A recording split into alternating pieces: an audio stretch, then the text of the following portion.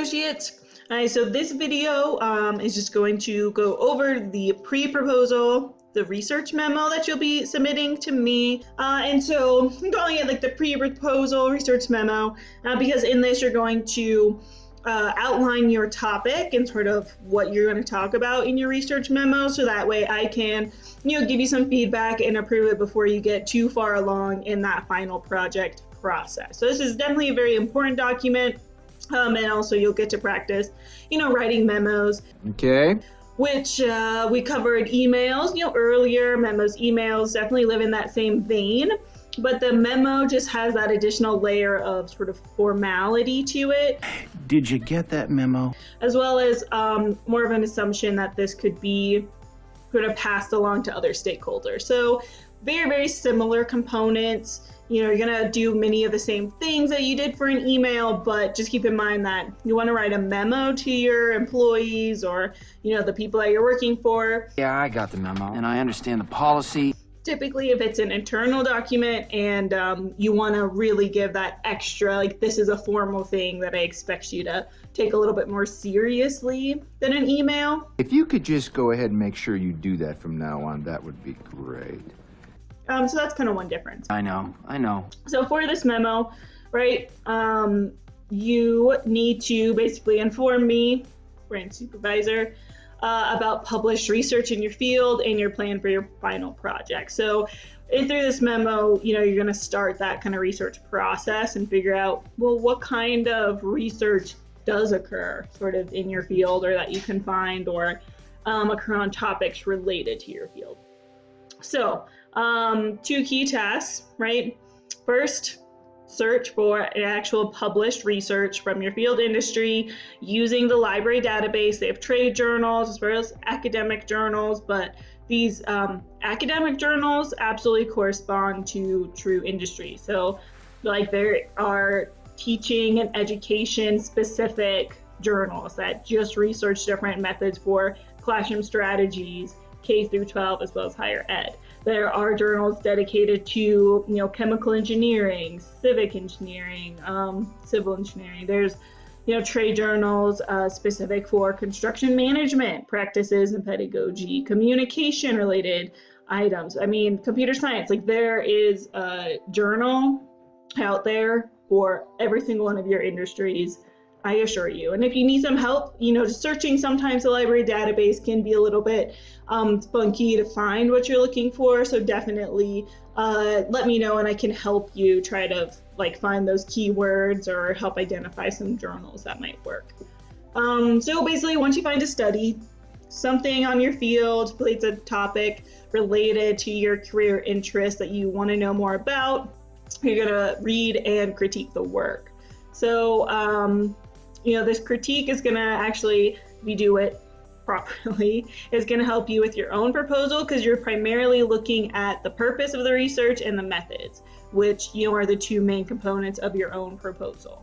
Okay. And so I do have some questions going to help with that. Basically, I want to know what process did they use to accomplish that purpose? So more or less the methods, summarize those details, tell me, okay, this was a survey and they had this many people and here's why they did the survey. If it's an experiment, explain that, and that's gonna just depend. There's so many different methods that you could use. So use this time to kind of explore some that seem common for your industry. Some places are gonna do more experiments. Some places are gonna do more interview type research or big data analysis. Whatever it is, summarize the details of that section. And then also I want you to identify what the future research, areas could be. And this is where you might build your research project out of, right? So pretty much most, studies that are published will have at the very end a little discussion about future research opportunities. Look through that section, identify that and see okay, well, based on their findings, what can be done moving forward, or how could you correct the limitations of this study? Kind of think about how your proposal for research might fit to help your industry know more about this particular topic or concept. Okay, so that's the first half of the memo. That'll probably be, the first page. And then the second half, you need to create an outline for your proposal and kind of let me know the topic and concept and what your plans are. Again, so that way I can, approve it and give you some early feedback before you get too far down the road. And so first, there's kind of 3 specific sections. First, the summary section. So this is, again, explain that central issue. And so, if I was doing it, the example I've been using is like, okay, education. So first I would find, an education journal, maybe one based on, I found the study not long ago about student feedback and better practices for grading writing, which I have integrated some of that into this class. But then in sort of the future research section, they had talked about, learning more about classroom sort of mechanics and how students might apply this feedback in more group sort of settings. So that could help spark, right, this central issue for me about collaborative learning and more project-based, learning and discussion, right? So I kind of summarized that. I also want you to tell me, why you're writing the proposal. Why is it worth it? Because remember, your final research project is, going to be towards like a stakeholder in your industry. You have to identify a particular stakeholder, which you'll be doing in this pre-proposal memo. So I know who you're thinking about. And so you're gonna have to persuade them like, hey, this is actually an issue like worth investing in and paying me to do, or funding the research on and spending this time. So just make sure you kind of explain all that, include your research questions, etc. Okay, then do an actual outline. This can be, bullet points, that's fine. But kind of flesh out a little bit. So don't just put intro, methods. What in your intro are you gonna put? So have a couple bullets of like the subtopics. So we can start to see how your concepts go together and what the paper is gonna come together like. And then lastly, provide a summary of the benefits, right? This will be a fleshed out section in your final proposal as well. So just, again, in a little paragraph blurb, kind of start thinking about, okay, well, what are the benefits to the stakeholder and how is this research going to contribute, to your field? Identify the who and the what, really, right? All right, so again, very short, right? This is a memo. You're just kind of giving me a brief, like, hey, here's what I'm doing. So 1 to 2 single-spaced pages, memos are. Make sure you have clearly defined sections, have your, document design, make sure it's easy for me to find each section so I can approve it. And make sure to include these minimum elements. You need to identify a specific stakeholder who would be interested in your proposal, right? So find an organization, a company, or a person that you can make this out to. Good places to search would be, congressional committee members. There's a lot of like lobbyist groups for industries you could potentially write to. You could pick a real company that maybe would benefit from research on this new lab analysis technique that you want to research, whatever it is. School districts could be good. Local, like a city council even. I mean, there's a lot of different places, but definitely government and corporate organizations are going to be strong stakeholders.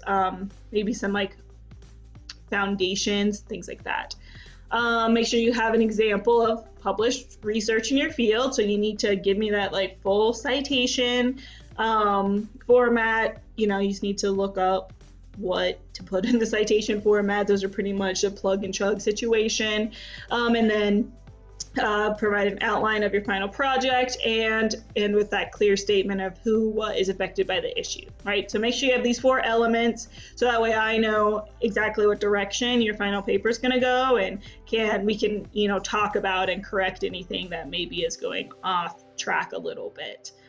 I need to earn an A, basically persuade me that this is a good topic. If I don't think it's a good topic, then, you did not persuade me well enough. So really focus on that, like, why are stakeholders interested? How does this have bigger impact? And obviously make it, easy to read, all the things that we've been focused on this semester. Skills that you're practicing, creating an internal memo. Again, Email in many ways has replaced that, though keep in mind, if you're in a company and you have information that you really want your employees and associates to take a little more seriously, like just have that added level of formality, something that is more able to be like printed and distributed a little bit wider.